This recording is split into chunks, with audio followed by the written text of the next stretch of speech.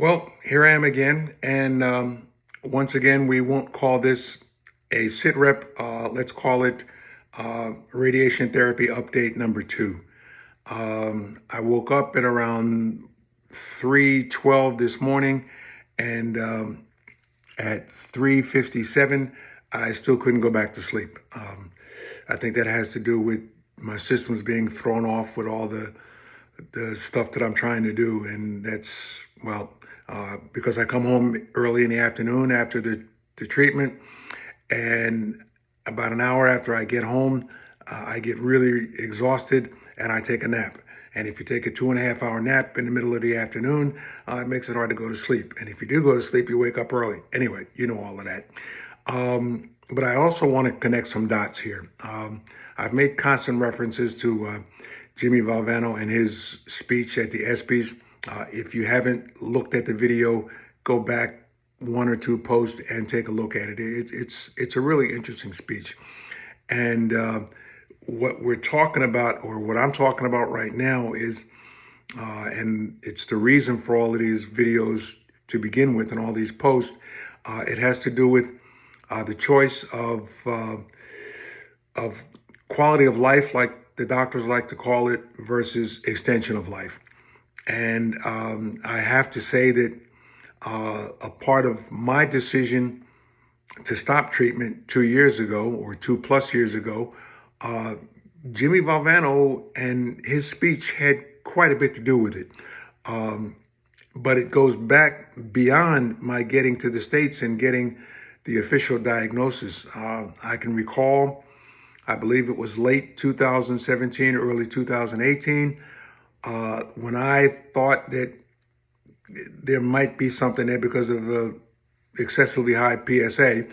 I said to myself, and I just got to say this like it is, I don't want to die outside of the U.S. I don't want to die in Germany. So at that point, in 2018, I made the decision to come back to the States. That sort of caught some people off guard, but that, I hate that phrase, but it is what it is.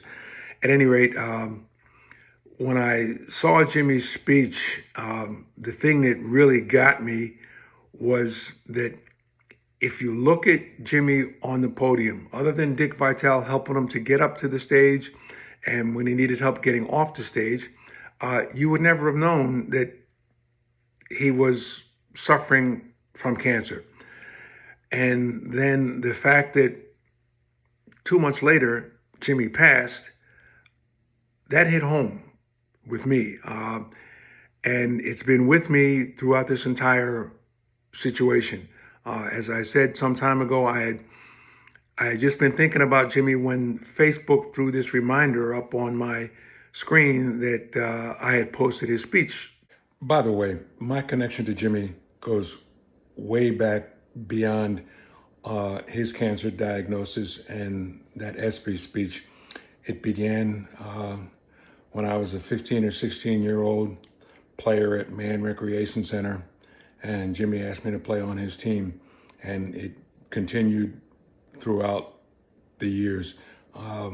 If you want the whole story, you have to buy my book 2 years prior. And so to get back to the whole scenario here, my choice of quality of life versus extension of life began after almost 2 years of hormone therapy, where I ended up in a really bad place, and I just didn't want to do it anymore, even though they had suggested radiation, but and I didn't know all the stuff that I know now, but I felt that if I was incurable, then there's no point in doing the rest of this stuff and putting myself through it. Just to give you an example, yesterday, my team of extremely over-the-hill basketball players got knocked out of the playoffs. I took a nap yesterday afternoon or Wednesday afternoon and then went to the game. And I can honestly say I don't know how we played, but I do know that it was one of my worst performances as a coach because I wasn't there. The medication that I had taken probably the day before had something to do with it. The treatment had something to do with it. My general mental state, I just, there was a guy standing on the sidelines, but that wasn't me. And it just sort of goes to my feelings about the whole thing about whether or not to accept treatment or let things run their course. But now to get back to the radiation itself, as I said 2 days ago, I felt really, really bad because of the radiation. I was in some pain. I took some medication to alleviate the pain, or alleviate the pain. And I felt better. I didn't feel as bad yesterday after the treatment. Today, after the treatment, I've got a consultation with my urologist, and he'll, I guess, tell me what happened or what has happened up to date, and whether or not they're going to make any changes. So, in terms of whether or not you are looking at radiation, the radiation itself, other than it throws off your schedule, it makes you, now, as I already stated, you don't have to follow this diet. But in speaking with the technicians that I've spoken to in my 4 days of treatment, they said it's a good thing that I did because it does make things better. It makes the radiation more effective, et cetera, et cetera, et cetera. So if you are as independent as I am, probably the thing that bothers you most is that it throws off your schedule and it forces you to do things according to the schedule that you made up, or that your assistant or your technician or your doctor made up. But the radiation itself doesn't seem to be that bad a thing. Again, I've got to preface that with I'm getting smaller doses because I'm getting palliative radiation rather than curative. So I can't speak to that. But if radiation therapy in itself should not be or might not be a reason to say that you don't want to do cancer treatment. And that's basically all I can say there. Where my status is, I won't know until probably I talk to the doctor today. I also took blood tests yesterday morning. Again, that gets back to that schedule thing. When I got there early. So for 2.5 hours, I walked around the VA. It's a good thing that's a big building, because I had to drink my water and make sure that I got, it just puts you on a schedule that you don't really want to be on. At any rate, I'll get back and post whatever comes from the PSA, see if that's going up, down, whatever, and let you know what the doctor says.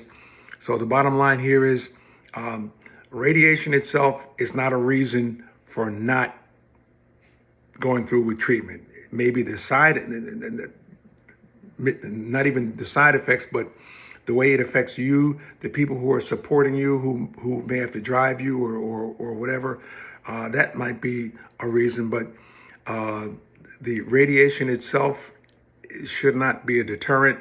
And again, I'm not offering medical advice. I'm just telling you my situation, putting it on the table and letting you decide for yourself,